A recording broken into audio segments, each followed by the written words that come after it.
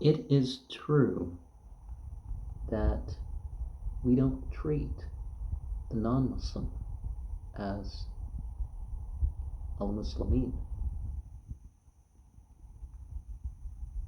But that is because of two things. We know that once they've asserted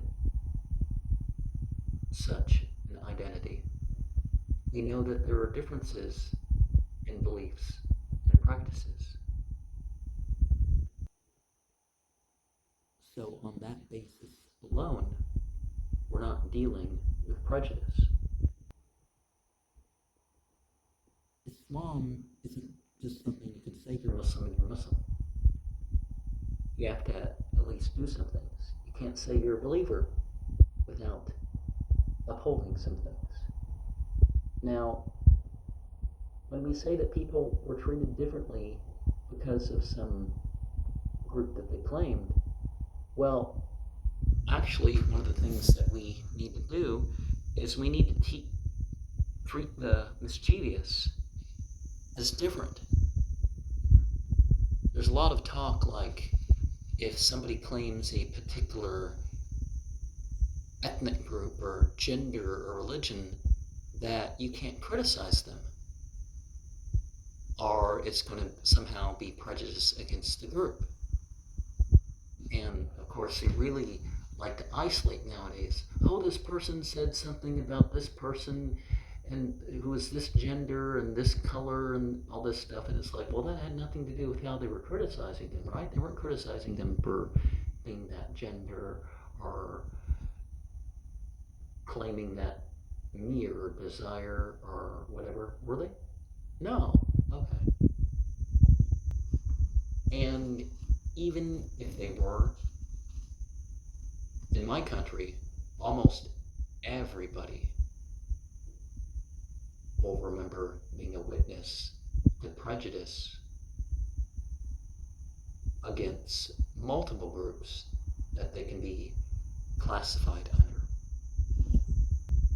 It certainly doesn't make it systemic. Most people will be some sort of victim of injustice. But again, does that make it a systemic problem? Now, systemic, in fact, of society lacking the ethics and the consciousness behind the ethics, sure.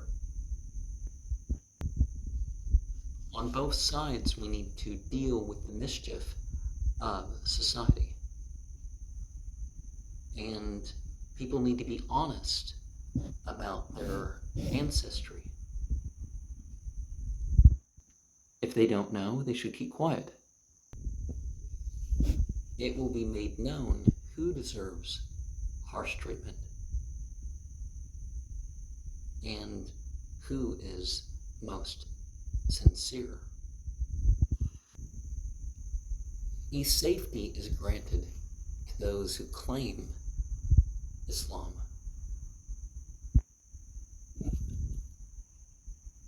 But that is conditional. Like, for example, if it's to stop a war, well, you find out.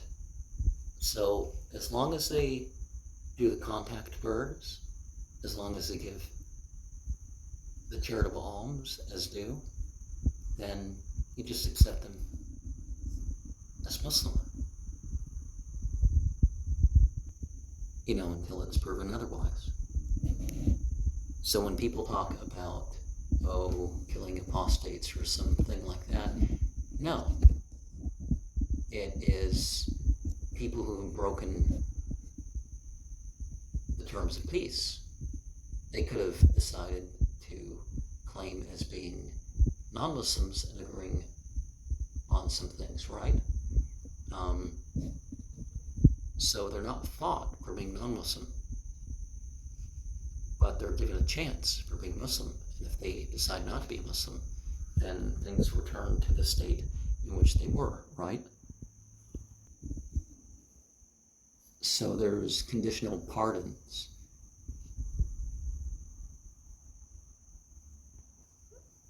And when you hear of somebody hurt or killed or something as a result of apostasy, it wasn't apostasy, it was other crimes. And you find, for example, in the crucifixion case, you find a couple serial killers that robbed the state. You know, it's not, they're trying to, the Christians think of Jesus on the cross, so they're crucifying Christians. It's like, no Muslim people ever did this based on Islam. We find in Surah 6 and some other places the truth about the whole blasphemy thing. In Surah 4, we find the truth about the claim that we attack people for being apostates. Because if you can go back and forth with your faith, or you leave alone those who aren't attacking their own people, they're not attacking you, and they're not helping people to attack you, then, you leave them alone. That's the chronic condition of the apostates. So if they weren't apostates and they were doing these things, then you'd still have to deal with them as the highest of criminals, or you'd have to deal with them in straight up war. So it just doesn't make sense. And then, of course, there's passages throughout the Quran that say that people can have their own system of judgment. You let whoever believes believe, and whoever disbelieves disbelieve. And there's so many of them. You got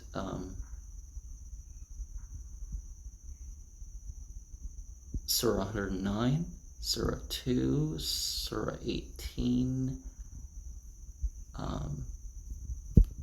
There's some others that make it crystal clear if you're willing to read these things. The most important distinction between Ali and Muawiyah was Ali was the devotee to what was right. And Muawiyah had some suppression in that respect. And Ali was recognized by all parties as being in the higher status of believer, being, totally without abrogation.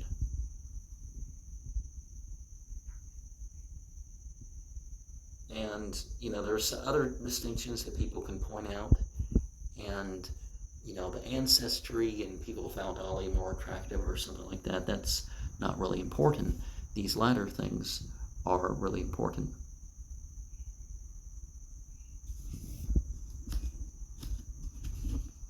Who brought him up? Certainly the close training along the line of A'imma and Masum did make a difference. But it's, of course, what was chosen by those individuals. We do, in Nahjul Balaghah, find some sayings that make clear that Ali wasn't in the position he was because he was one of those who knew Muhammad, or that he was of a particular lineage. That's not what gave him his position.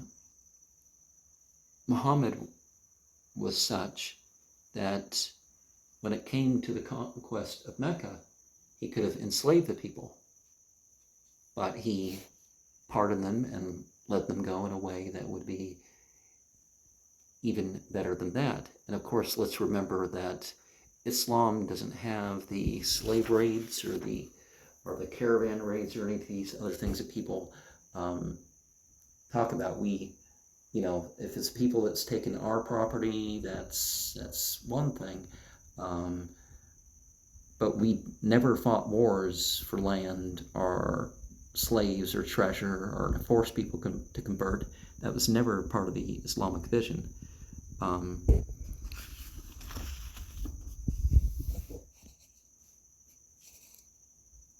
Both in and out of the battle, it's not for even the generals to be around and demand this share of the spoils and stuff like that.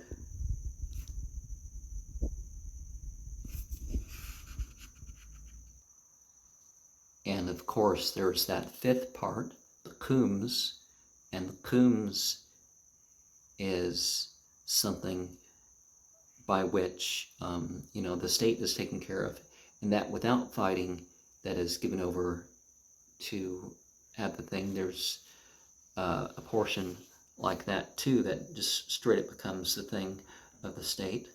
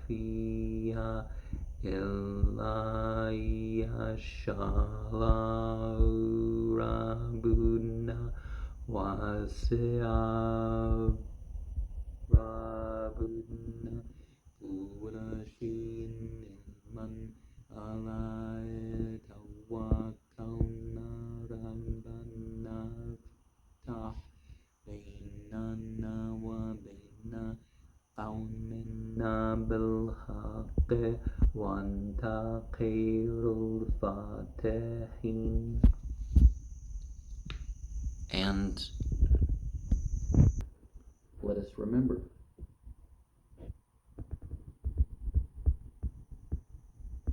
to make God the arbitrator in our affairs, because God is the best deciders. And if we leave Islam, then we are of those who are inventing lies about religion. Because, of course, we're asserting that there's a better way than to be surrendered unto God as prescribed. And if we notice that one group transgresses, then that is the group that our actions would be against. And the point is to get them towards what is right, not to just, end them. And God loves justice. So that is what we are working towards. As the verse says, وَنَزَلْنَا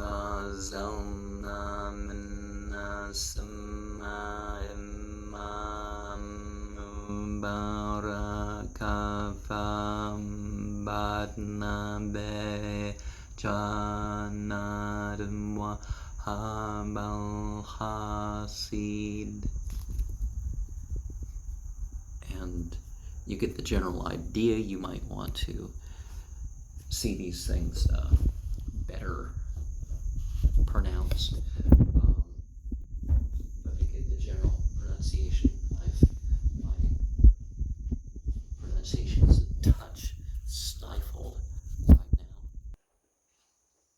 But with that last verse, one of the things that we look at is that people say, oh, it's just some political difference. In the Islamic world, we don't have that type of political difference where you rise up and people compete for power. No, unless there is a reason, there's oppression and aggression of the rulers that is being dealt with, we don't do that. We focus our efforts elsewhere. Now, we don't excuse there being an un-Islamic government, but we don't just, get into things from that angle. وَلْيَحْكُمْ أَهْلُ الْإِنْجِيلِ بِمَا أَنزَلَ اللَّهُ فِيهِ وَلَا وَمَا لَمْ يَحْكُمْ بِمَا أَنزَلَ اللَّهُ فَأُولَئِكَ هُمُ الْفَاسِقُونَ.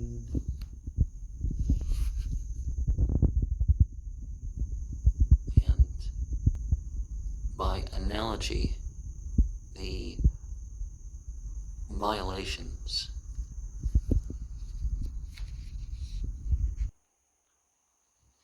with the rebellions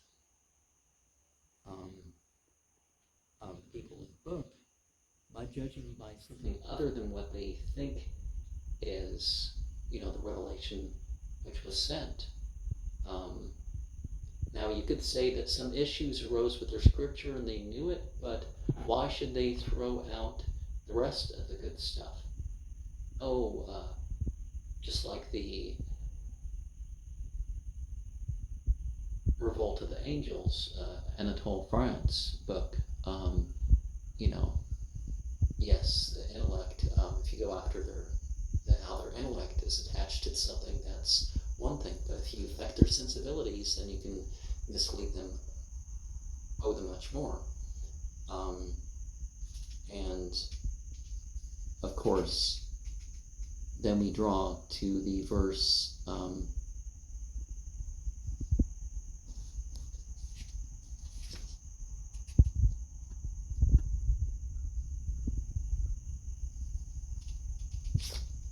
also 10 verses before that. Once a person gets into a bad afterlife,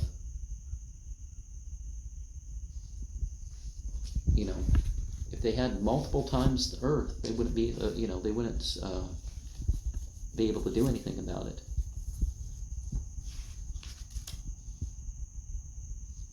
And let me find this verse here again.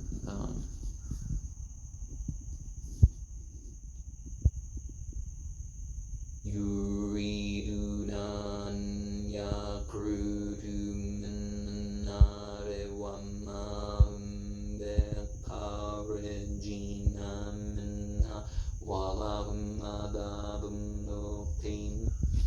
Now, the Quran uses these different words for hell, and the nar is the black hot fire. We do find that certain things get hotter when they get of a different color. It's like you think of it's super hot, it's yellow or something, and it's like, no, that's not quite how it works. وَقَاتِلُوا فِي سَبِيلِ اللَّهِ الَّذِينَ يُقَاتِلُونَكُمْ وَلَا تَعْتَدُوا إِنَّ اللَّهَ لَا يُحِبُّ الْمُعْتَدِينَ. And so the thing about the fighting, it's not about it being particularly pleasing to an individual. It's about it being in the way of God, not just in the name of. It has to be according to the conditions of. And it's to deal with the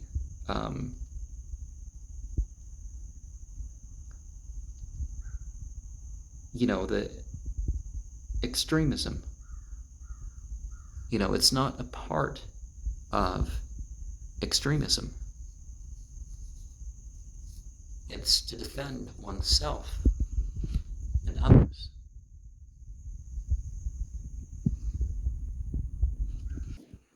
And one is not to be out there trying to cause situations that point things towards war.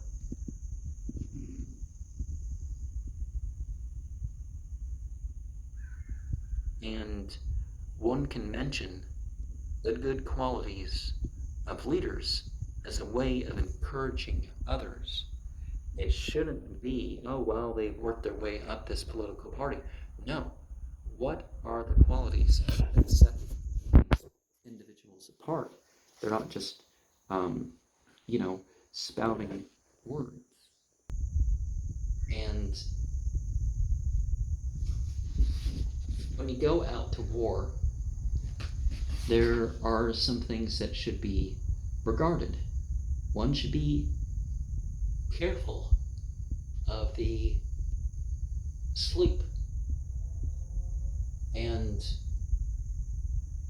one could say that shorter shifts of sleep should be employed.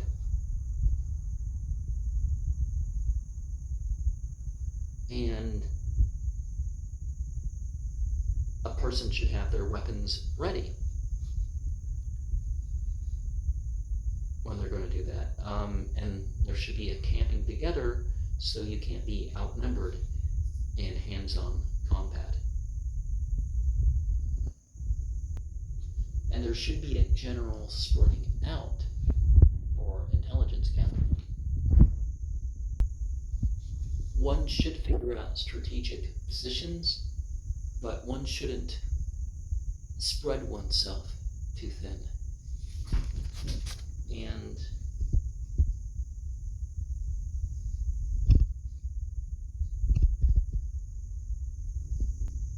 there should be an openness of communication, both in defensive terms and in communication terms. When someone after Muhammad does something new, it should be within the bounds of religion, not bid'ah. If they do something voluntary, it should be known that it's voluntary. They shouldn't change the status of things. They shouldn't make the forbidden allowable or the allowable forbidden. They shouldn't make extra things required. The concept of safety regulations and stuff like this is already laid down, so there can be some safety regulations, that sort of stuff. Some things are taught, and therefore, in the new situation, the different material and psychological culture, you can apply things. We're not claiming different prophets after Muhammad died. Nobody has to accept that which remains of prophethood, like the true dream and a couple other things. Sure, we can accept that others have had a dream or whatever, but it's not of the same thing. And when people say something that, this was a prophecy, and people would point out that it says that was a prophecy, it's like, well, we are looking at the revelation to interpret. We're looking at the general situation and saying, this seems like this is going to be the case. But in general, you should leave it open so people don't criticize religion, or that you're making a claim of surety when that is, not the case. And don't be tricked by those who come out bearing the signs of religion when they're off doing wrong, as if, you can't attack me because I have some a copy of the scriptures with me. And it's like, you can't start a war and then just, strap a book of scriptures to your spears or your gun or something. Agreements should be beyond the material records or the material witnesses. So if something happens to documents or witnesses, you shouldn't give up on the terms. One of the things that happened during the Achaemenid Empire, and also when Muawiyah started to rise to power, is much of the same things. People saw some stuff that went before.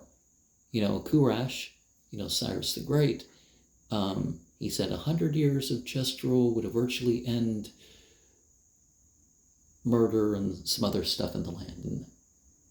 And but when has that ever happened? But it's always because people remember what was done before. some of the stuff that's still a problem in Iran and some other areas is because people remember what happened before. It's not that Islam changed, it's just that people either didn't fully accept Islam or they reverted to things that they knew went on. And Israelites, isn't that the point with the Bible, is they kept reverting to the same sorts of things that they were upon rather than learning those lessons in the new context. And as far as people being persecuted for religion, it was the Muslimin rather than the other way around when it came to Muhammad and his 43 Ghazawat. 20 of them were ordered rather than he took part in. It wasn't killing and torturing people for believing something different, but the Muslimin, that happened to them. That was being done to them. People were tortured under the sun, just for saying they believed, and the slaves that were punished, did their saying La ilaha illallah, Muhammad Rasulullah, or any other Islamic phrase, did that hurt their ability to work? No. And that's one of the things that people understand. If there's any lacking, people are going to say, oh, it's because you pray. It's like, no, it has nothing to do with it.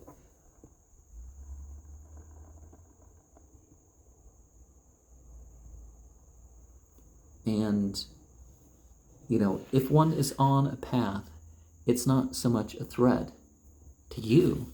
It's not a threat to you if somebody does not agree with your path.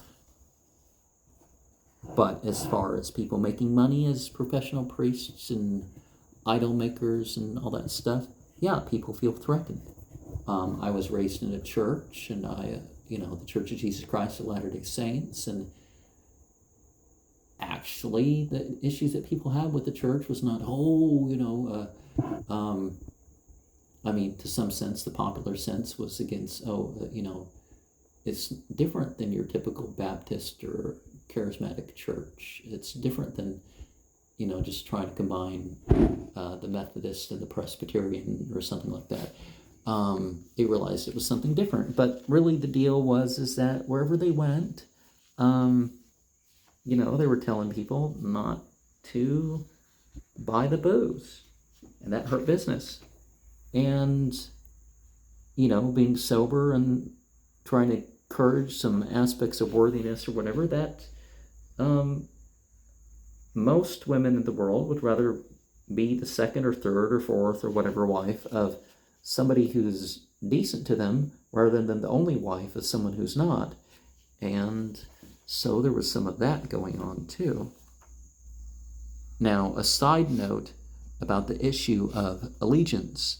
In the Islamic world, we don't, go back and forth. Oh, we want this here and then, and, there should be the establishment of an Islamic state or a system of guidance and that sort of stuff, and kind of stay upon that sort of things. That's why, if you join a school or order or whatever, in a way you don't give up that. But if you find that something's going against Islam that's part of it, you can step away from that. And of course, there's a difference between those who make haste and those that just remain part of the empire. And those, of course, who affirm that even though the leadership changed, that, the country has essentially remained the same. There are those that look at those things and affirm it at a later date. Are they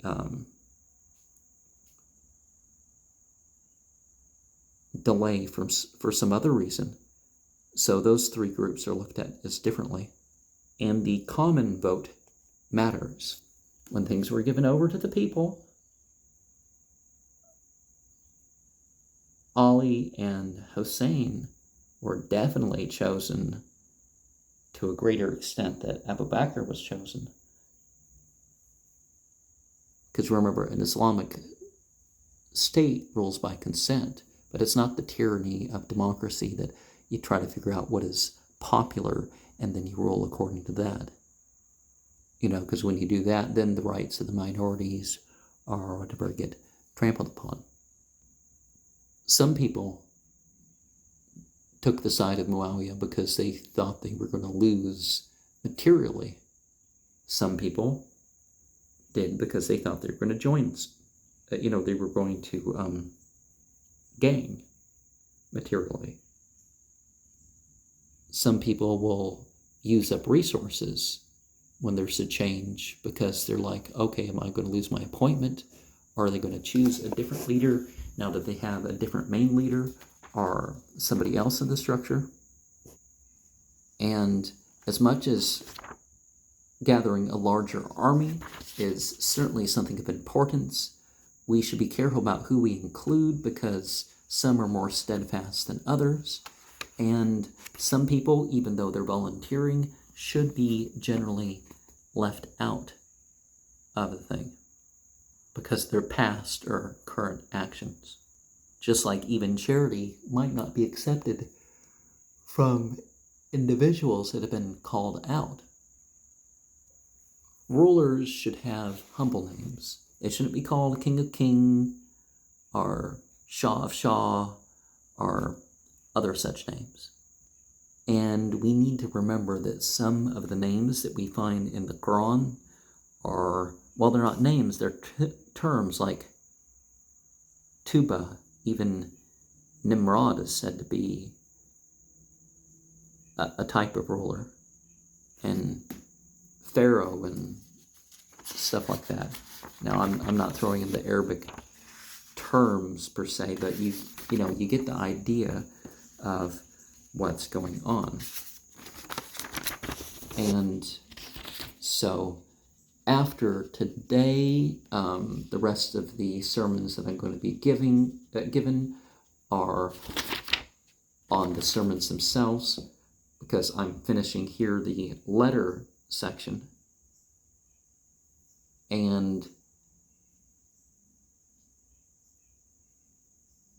when Ali, I'm going to close by pointing out that when Ali set up Kufa as the capital, it was not setting up a new sacred place. Islam, you could say, has, Mecca, Medina, Nabi,